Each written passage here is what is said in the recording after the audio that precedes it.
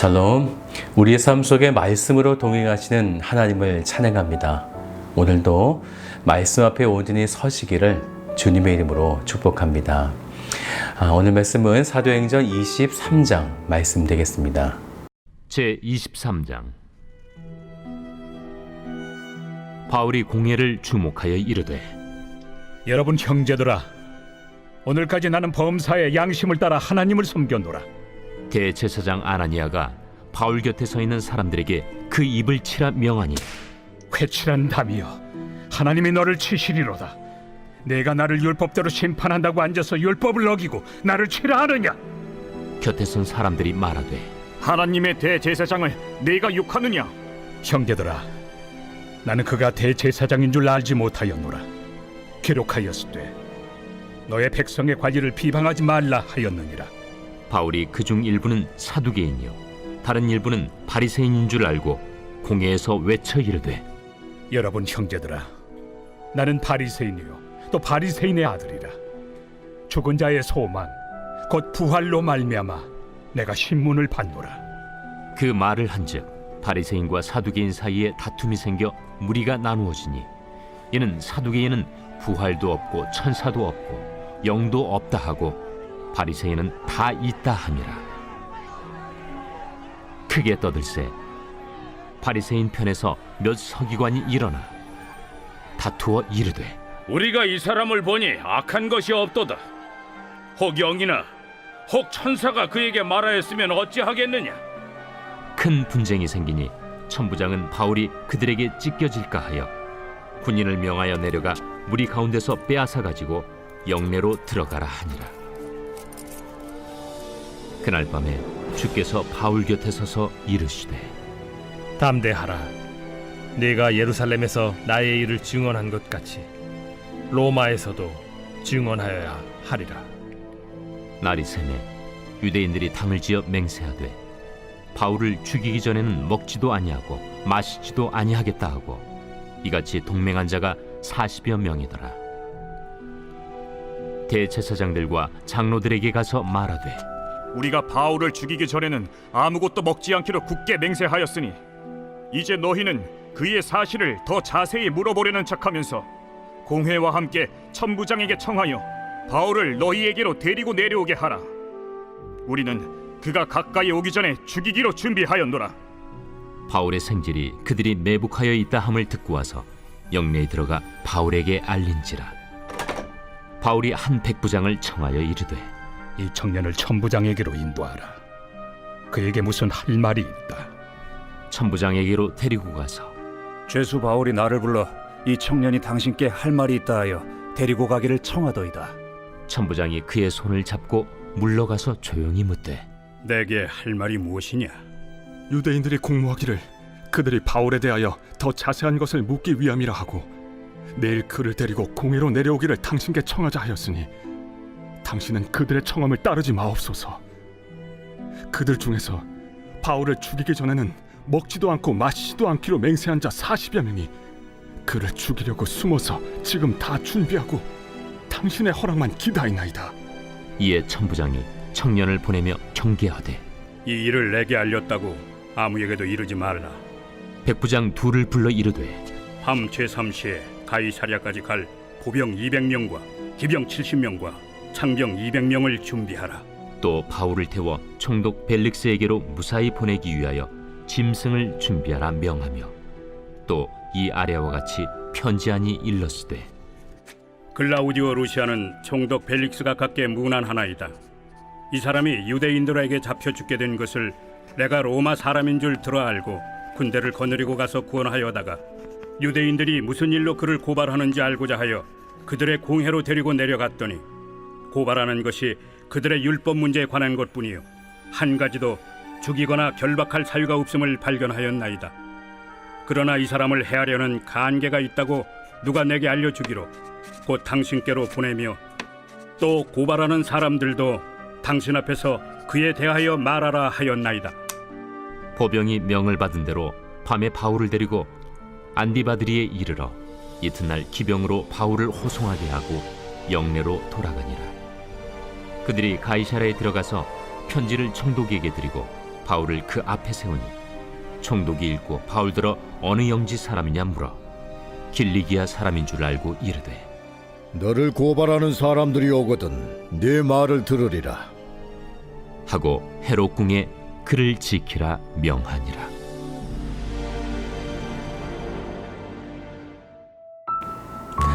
하나님이 사도 바울을 통한 그 계획은 이방인들을 향한 곧 로마에서도 증언하여야 하리라 라는 말씀에 있습니다.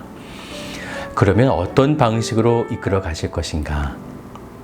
하나님의 방법은 굉장히 독특했는데요. 그것은 핍박과 변명, 곧 증언을 동시에 행하는 방법으로 하나씩 점진적으로 로마까지 이끌어가고 계시다라는 거죠. 사도 바울이 이방인에게도 복음을 전하여야 한다는 이 하나님의 말씀을 이야기할 때에 사람들은 사도 바울을 잡아 죽이려는 소동이 일어나게 됩니다. 그런데 그때 로마의 천부장에게 붙잡히면서 더 큰 위험에 봉착될 줄 알았는데 오히려 사도 바울이 로마인이라는 그 사실에 그들은 두려움을 가지게 되었고 당시 사람들에게 예수 그리스도를 자연스럽게 전하던 사도 바울은 천부장의 손에 이끌려 산에 들린 공회로 가게 됩니다. 하나님은 유대인들을 통제하고 다스리시는 이 로마의 천부장을 통해 그 악한 세력들을 잠재우시면서 오히려 하나님의 사람, 이 사도 바울이 사람들 앞에서 계속 복음을 증언하도록 하나님은 이끌고 계시다는 거죠. 사도행전 22장 3절 말씀 먼저 같이 볼까요?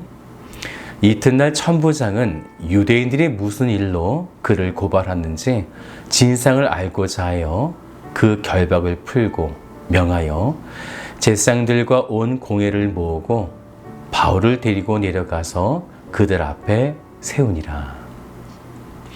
더 큰 난관에 봉착한 것 같아 보이지만 그렇지 않다는 거죠. 사도 바울은 이제 더 큰 무대이며 또한 더 큰 정치 집단이었던 산헤드린 공의에서 예수를 증언하게 된 것입니다. 그래서 오늘 23장 1절 좀 같이 볼까요? 바울이 공회를 주목하여 이르되 여러분 형제들아 온날까지 나는 범사의 양심을 따라 하나님을 섬겼노라 하거늘. 그런데 그때 대제사장이었던 아나니아가 사람들에게 사도 바울의 입을 치라고 명하게 됩니다. 산헤드린 공의회는 유대 사회의 정치, 경제, 입법, 아주 여러 가지들을 담당하는 그런 곳이었기 때문에 비교적 좀 차분하고 신사적이었다 이렇게 말합니다. 그런데 그곳에서 갑자기 입을 치라 이렇게 명하는 험한 상황이 일어나고 있는 거죠. 그러자 사도 바울이 맞받아 칩니다. 자기에게 입을 치라고 말한 그 사람에게 회칠한 담이여 하면서 율법대로 심판한다고 하는 너희가 오히려 율법을 어기면서 나를 치려 하느냐라고 공격하게 됩니다. 회칠한 담이라고 하는 말은요, 하얀 횟가루를 균열이 난 벽에 발라서요, 균열된 곳을 감추고 마치 새로 지은 견고한 담처럼 꾸며놓은 것, 이것이 바로 회칠한 담입니다. 다시 말씀드리면 겉으로 보기는 좋아 보이지만 속은 썩었다라는 거죠. 조금만 썩어서 다시 좋아질 수 있다는 것이 아니고요, 여기에 사용된 시제가 완료형이 사용됐어요. 그 이야기는 완벽하게 썩었다라는 거죠. 그러자 다른 사람들이 이 사람은 대제사장이라고 말하자 사도 바울은 이렇게 이야기합니다. 5절을 같이 볼까요? 바울이 이르되 형제들아 나는 그가 대제사장인 줄 알지 못하였노라. 기록하였을 때 너희 백성의 관리를 비방하지 말라 하였느니라 하더라. 무슨 말일까요? 대제사장 그 사람은 오히려 율법을 어기지만 너희들이 죄수라고 여겼던 나는 오히려 율법을 지킨다라고 말하고 있는 것입니다. 그런데 그때 사도 바울은 아주 중요한 복음에 대해서 이제 말하게 되는데요. 6절을 보세요. 나는 바리새인이요 또 바리새인의 아들이라 죽은 자의 소망 곧 부활로 말미암아 내가 신문을 받노라. 이 부활에 관한 이야기를 할 때에 사내들린 공의회는 큰 소동에 빠지게 됩니다. 사내들린 공의회는 총 72명으로 구성되어 있는데요. 제사장, 장로, 존경받는 이 유대 지도자들이 각 지파별로 선별되어 구성되어 있습니다. 그런데 이 중에서 바리새인들은 소수 몇 사람 되지 않고요. 제사장들을 중심으로 한 사두개인들이 이 사내들린 공의의 대다수를 차지하고 있었던 거죠. 사두개인은 다윗이 임명했던 제사장 사독에서 파생된 말인데요. 그들은 부활이나 천사, 영을 믿지 않는 사람들이었어요. 그런데 제사장들이 다 사두개인들이었기 때문에 이 사내들린 공의에 미치는 영향력은 굉장히 컸던 것입니다. 그런데 이에 반해 소수였던 바리새인들은 부활도 믿었고 영도 믿었고 천사도 믿었습니다. 그러다 보니 10절을 보니까요, 이들 사이에 큰 분쟁이 일어난 것이죠. 이때 상황을 보면 좀 묘하게 바뀌어지게 되는데, 사두개인이든 또한 바리새인이든 모두가 다 사도 바울을 감옥에 넣고 죽이려고 하는 심판자의 위치였었어요. 그런데 9절을 보세요. 크게 떠들새 바리새인 편에서 몇 서기관이 일어나 다투어 이르되 우리가 이 사람을 보니 악한 것이 없도다. 혹 영이나 혹 천사가 그에게 말하였으면 어찌하겠느냐 하여. 갑자기 바리새인들이 사도 바울의 편을 들고 있는 거죠. 이들만 이렇게 사도 바울의 편에 섰을까요? 이들 외에 사도 바울을 돕고 있는 숨은 조력자가 한 명 더 있었습니다. 그가 누구였을까요? 바로 로마 천부장이었습니다. 그의 모습을 보면 마치 매니저 같아요.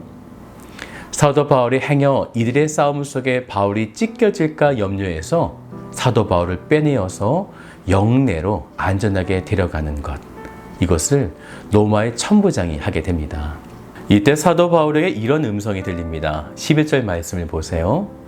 그날 밤에 주께서 바울 곁에 서서 이르시되 담대하라. 내가 예루살렘에서 나의 일을 증언한 것 같이 로마에서도 증언하여야 하리라 하시니라. 하나님의 이끄심이 보이십니까? 이제 다음 날이 되었어요. 그때에 약 40명의 사람들이 사도 바울을 죽이기 전에는 먹지도 않겠다, 마시지도 아니하겠다라고 하며 폭동이 일어나게 됩니다. 그런데 이번에도 천부장이 로마 시민권자인 사도 바울을 로마로 압송하기 위해서 이 유대인들의 계략과 음모로부터 사도 바울을 지켜냅니다.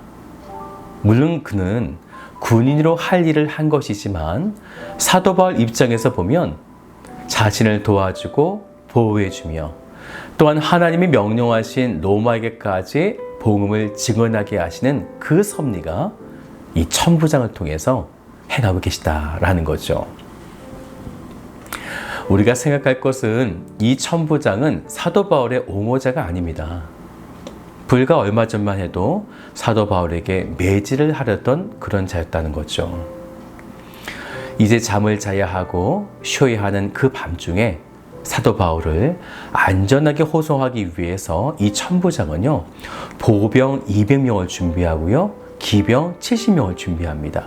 그리고 창병 200명을 준비해서 총 470명을 동원해서 호송하게 되어지는 거죠. 이것만이 아니었어요. 24절을 보면 제수를 보내기 위해서 그를 태울 짐승을 준비하고 총독 벨리스에게 보낼 편지까지 준비하였다라는 거죠.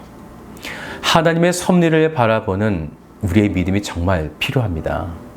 당장 눈앞에 있는 것으로만 하나님을 판단하지 않았으면 좋겠어요. 하나님은 악한 것을 선한 것으로 사용하여 주셔서 당신의 그 섭리하심을 모든 곳곳의 순간순간 하나님은 나타내십니다.